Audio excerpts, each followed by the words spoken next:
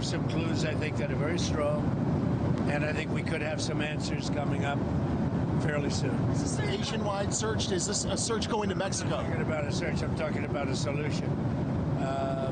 We have some things I think that will maybe come out reasonably soon from DOJ or FBI or whoever that could be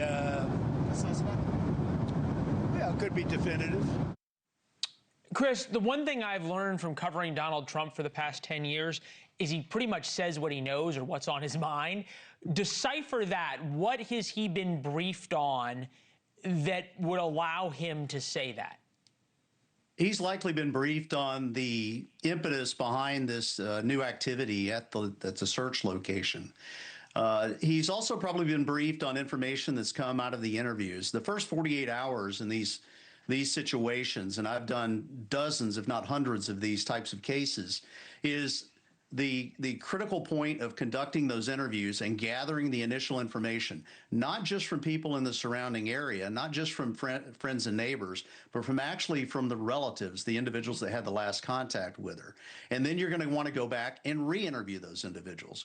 The longer that this goes on, though, the problem you have with the interviews is that people that have gaps in their memories, or they just tend to incorporate what they're hearing on the news and from other individuals. Right, it's hard to. Yeah, it makes sense. It's really hard to decipher 6 days later what you heard on TV and what you actually remember.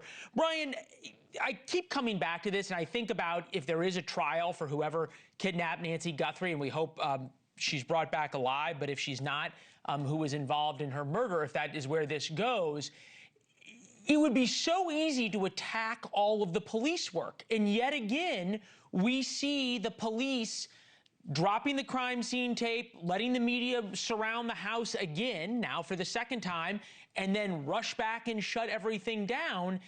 Are you hearing from your sources or law enforcement you've talked to, especially federal law enforcement, why things seem to be starting and stopping in this very haphazard way?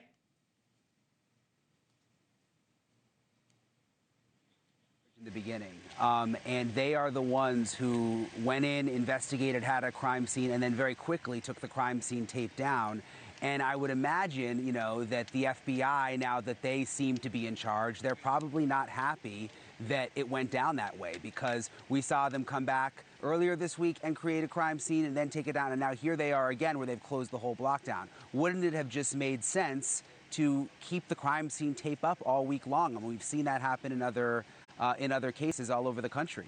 Thank you for watching. Subscribe below and download our NewsNation app right now on your phone, and you will get fact-based, unbiased news for all Americans.